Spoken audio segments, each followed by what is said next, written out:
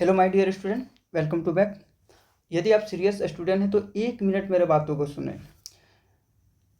मैं एक आज से नया अध्याय, नया सीरीज शुरू कर रहा हूँ। इसके पीछे क्या रीज़न है मैं वो बता देना चाहता हूँ। सबसे पहली बात है कि मैं जहाँ भी गया हूँ, जैसे हाल ही में मेरा चयन हुआ है विनर इंस्टीट्यूट में। आप सर्च मारना, विनर इंस्टीट्यूट महाराष्ट्र का सबसे बड़ा कोचिंग है बैंकिंग लाइन में। दूसरी बात, मैं वर्तमान में अभी कार्य कर रहा हूँ झारखंड वॉरियर्स में। उसके बाद पटना प्लेटफॉर्म कोचिंग में भी मैं काम किया हूँ कुछ दिन।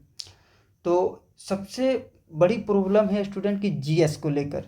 तो जीएस को बहुत सारा दिक्कत है, तो मैंने सोचा कि क्यों न एक नए सिरे से सरल भाषा में, आपकी भाषा में पेश किया जाए, फ्री कंटेंट के साथ, शॉर्ट नोट्स के साथ, ताकि आपको एग्ज़ाम में ज़्यादा इफ़ेक्टिव होगा, पढ़ने में कोई परेशानी भी नहीं होगी।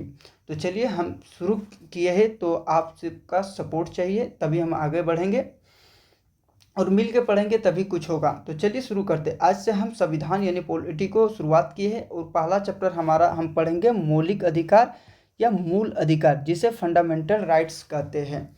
तो सबसे पहली बात, एक एक शब्दों को समझने का प्रयास करना। फंडामेंटल राइट जो होता है, फंडामेंटल राइट के बिना इंसान का जीवन जर्जर हो जाता है। जैसे जब कोई व्यक्ति जेल चला जाता है तो उसे क्या होता है, उसके सारी फंडामेंटल राइट्स छीन ले जाती है। अब जेल की ज़िंदगी कैसी होती है वो आपको पता है, और हम लोग कैसे जीते वो आपको बराबर पता है। तो चलिए इसका छोटा सा हम परिचय लेते हैं। सबसे पहला पॉइंट है, इसको भाग 3, हमारे संविधान के भाग 3 में शामिल किया गया है, आर्टिकल 12 से लेकर 35 तक। ठीक है, तो पहला पॉइंट आपको याद रखना, ये भाग 3 में है और ये आर्टिकल 12 से लेकर 35 तक फंडामेंटल राइट्स का वर्णन करता है। तीसरा पॉइंट है, ये जो एडॉप्ट किया गया है ये अमेरिकी संविधान से एडॉप्ट किया है। आपको पता है जब हमारा संविधान बढ़ रहा है तो कहीं हर देश से कुछ ना कुछ जो अच्छी चीज़ें उसको एडॉप्ट किया है, उसी प्रकार मौलिक अधिकार को भी एडॉप्ट किया है अमेरिकी संविधान से। ठीक है, और अगली बात है, हमारा जब संविधान बन रहा था तो उस टाइम हमारा संविधान में 7 मौलिक अधिकार रखे थे। कितने रखे थे? 7। पूछा जा सकता है कि संविधान के मूल संविधान में कितने फंडामेंटल राइट थे। तो आपको याद रखना होगा कि हमारे मूल संविधान में जिस टाइम संविधान बन रहा था उस टाइम हमें कितने संविधान निर्माताओं ने रखा था? 7। ठीक है, लेकिन 44th अमेंडमेंट किया। ठीक है, 44th अमेंडमेंट किया और इसमें क्या कहा आपको याद रखना, ये अमेंडमेंट भी याद रखना है, संशोधन भी याद रखना है, एग्जाम में पूछा जाता है। 44th अमेंडमेंट 1978 में क्या किया, आर्टिकल 300 ए जोड़ा, आर्टिकल 300 ए जोड़ा, और जो हमारा एक फंडामेंटल राइट था संपत्ति का अधिकार, उसको हटाकर कानूनी अधिकार बना दिया आर्टिकल 300 ए के तहत। तो अगर आपसे पूछा जाए किसको हटाया है, तो हटाया संपत्ति के अधिकार को। ठीक है, संपत्ति के अधिकार को। तो चलिए यहाँ हम समझ लेते हैं, थोड़ा सा पेन चेंज कर लेता हूँ, थोड़ा सा हम समझते हैं यहाँ।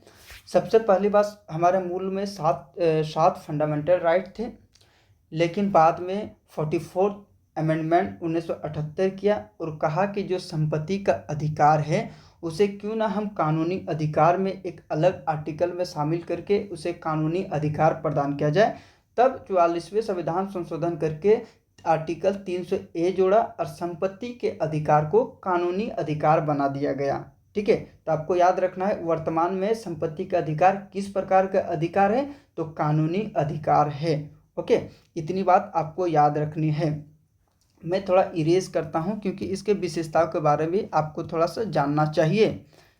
जब हम फंडामेंटल, देखो एग्ज़ाम निकालने के लिए आपको ज्ञान चाहिए, ऐसा बात नहीं बहुत से टीचर बोल देंगे हमें जितना चाहिए उतना ही पढ़ें।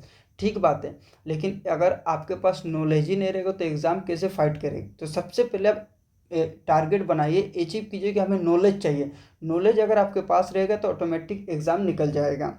ठीक है, आप सभी को हमसे भी सवाल है कि सर तो आपका क्यों नहीं सिलेक्शन हुआ। मेरा सिलेक्शन यूपीएससी मैंने दिया है, मेंस भी लिखा हूँ, लेकिन सबके भाग्य में क्या होता है, सबके भाग्य में गवर्नमेंट जॉब नहीं होता है, लेकिन प्रयास करते रहना चाहिए। ठीक है, अभी फ़िलहाल मैं अच्छी जॉब में है, टीचिंग भी कर रहा हूँ और बुक भी लिख रहा हूँ। तो मैं अभी अपने लाइफ से खुश हूँ, तो क्यों मैं सोच रहा हूँ कि आप लोग को भी थोड़ा सा मैं एक्सपीरियंस शेयर करूँ। तो ये हमारी बात हो गई परिचय। ये 4 चीज़ आपको याद रखना है, इससे बाहर कोई चीज़ याद नहीं रखना है, फालतू चीज़ नहीं। इतना ही पढ़ो जितना इम्पोर्टेंट है और जितना पूछा जाता है, ज़्यादा पढ़ेंगे बर्डन होगा। ठीक है, अब थोड़ी सी विशेषता के बारे जान लेते हैं, क्योंकि अब जिस तरह के परीक्षा में आ रहा है स्टेटमेंट बेस्ड प्रश्न आ रहे हैं, तो स्टेटमेंट बेस्ड में आपको थोड़ा बहुत कहीं से विशेषता भी पूछा जा सकता है। तो विशेषता में सबसे पहली बात आपको याद रखना है, सबसे पहला जो याद रखना है, पहला विशेषता जो याद रखना है, ये अस्थाई नहीं है, अस्थाई नहीं, परमानेंट नहीं है, अस्थाई नहीं है। इसका मतलब क्या हुआ? इसका मतलब हुआ है कि आपको जो फंडामेंटल राइट दिया गया है उसे कभी भी छीना जा सकता है, कभी भी, मतलब कुछ अपराध करने के पश्चात ही। ऐसे नहीं कि चलो आज इसका हम छीन लेते, इसका छीन लेते, ऐसा कोई बात नहीं। जब तक आप इसका उल्लंघन नहीं करेंगे तब तक आपका मौलिक अधिकार सेफ है। ठीक है, तो ये अस्थाई नहीं पहली बात है, ये बदलते रहता है। जैसे कोई व्यक्ति अगर क्राइम करके जेल चला गया तो उसका फंडामेंटल राइट छीन लिया जाता है, तो इस प्रकार वो अस्थाई नहीं है, पहली पॉइंट।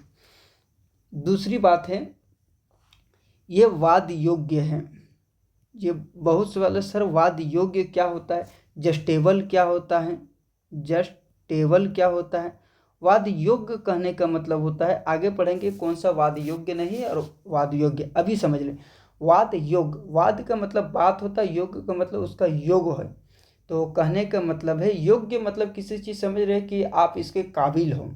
ठीक है, तो वही इसमें बात का काबिल है, बात बनाया जा सकता है, बात कहा जा सकता है। अगर और सिंपल में हम समझें, वाद योग्य का मतलब होता है कि अगर हमारा फंडामेंटल राइट उल्लंघन होता है तो हम अपने बातों को या तो सुप्रीम कोर्ट या हाई कोर्ट में रख सकते हैं, मतलब इसके पक्ष में बोल सकते हैं कि हमारा फंडामेंटल राइट का उल्लंघन हुआ है। इसी को कहा जाता है वाद योग्य, जस्टेबल। आशा करता हूँ ये भी पॉइंट आपको समझ में आ गया है। तो ये अस्थाई नहीं है, तो किस प्रकार के? तो एक शब्द परिवर्तनीय है, ठीक है, चेंजेबल है, मतलब ये बदला जा सकता है। जिस प्रकार अभी हमने बात किया ना कि आर्टिकल 300A में संपत्ति के अधिकार को बदल दिया, उसी प्रकार ये बदला जा सकता है। ठीक है, फिक्स नहीं है।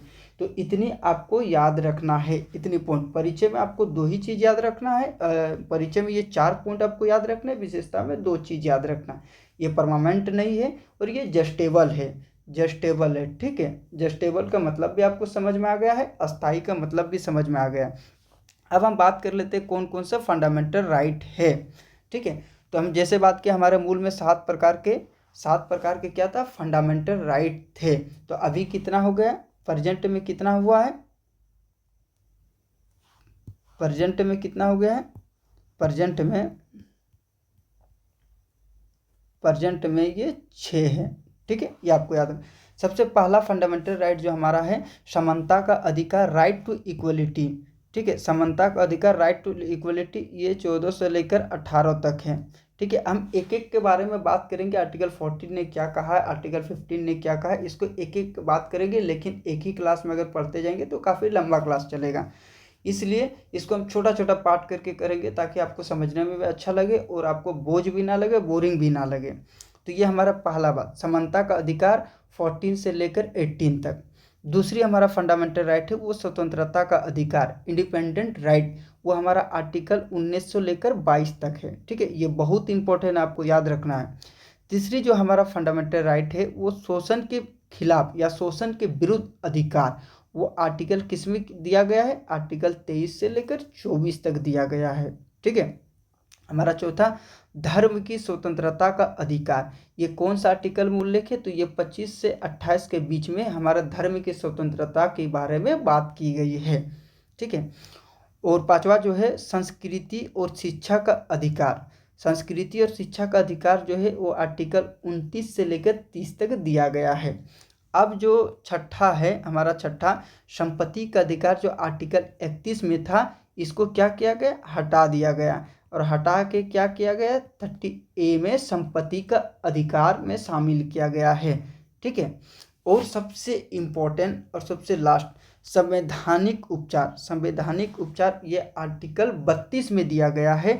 और इसका मतलब क्या होता है? संवैधानिक उपचार के कहने का मतलब होता है कि अगर आपका फंडामेंटल राइट को उल्लंघन होता है तो आपको ये राइट है कि आप हाई कोर्ट या सुप्रीम कोर्ट में अपने बातों को रख सकते हैं इस आर्टिकल के माध्यम से।